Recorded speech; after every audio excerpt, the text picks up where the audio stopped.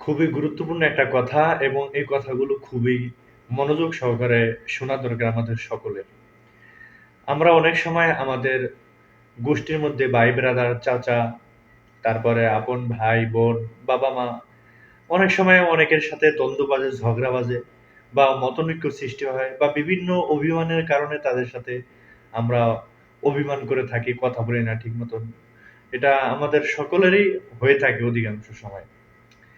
কিন্তু হিসাব কিতাব করে দেখা দরকার বা হিসাব কিতাব করে দেখেছি আসলে আমাদের আত্মীয় স্বজনের মধ্য থেকে মানে এক কথা আমাদের গোষ্ঠীর যারা আছে যেমন ভাই ব্রাদার বিশেষ করে বাবা মা এদের সাথে বিভিন্ন কারণে মান অভিমান হতেই পারে। কিন্তু দেখা যায় আমি যদি একটা কোনো বিপদে পড়ি, আমি যদি মনে করেন যে কোনো একটা ঝামেলায় পড়ি, আমার পাশে কিন্তু এই মা-বাপ বা ভাই-বোন যদি অর্থ সম্পদের দিক থেকে হয়, মানে যেকোনো দিক থেকে হয়, তারা কিন্তু এক পর্যায়ে আমাকে সহযোগিতা করবে, আমাকে সাহায্য করবে বা আমার বিপদের সময় সে পাশে দাঁড়াবেই। এটাই হলো আমাদের প্রত্যেকের গোষ্ঠীর বা স্বগোষ্ঠীর জন্য স্বগোষ্ঠীর টান। আপনের মধ্য থেকে আপনের টান। এটাই বাস্তব ভাইয়া। এখন এছাড়াও আমাদের অনেক বন্ধু-বান্ধব আছে, অনেক আপনজন আছে, তারাও কিছু থাকে। কিন্তু অধিকাংশ সময় এরকম হয় যে মনে করেন আমাদের শ্বশুর, আমাদের মনে করেন ভাইরা ভাই বা এই ধরনের বিভিন্ন আত্মীয়স্বজন অনেক সময় থাকে। যারা যাদেরকে আমরা এমনও দেখি যে তারা মনে করেন যে আমাদের জন্য অনেক কিছু করে ফেলে। কিন্তু আমাদের আপন গোষ্ঠীর মধ্যে তারা যতটুকু আমাদের প্রতি তাদের যতটুকু টান আবার ঝগড়া বাজলেও অনেক কিছু দেখি তখন মনে করি যে না আমাদের এই ভাই বেড়াদার আপনজন এরা মনে হয় আমাদের কোনো কাছেই আসবে না, কাজেও আসবে না।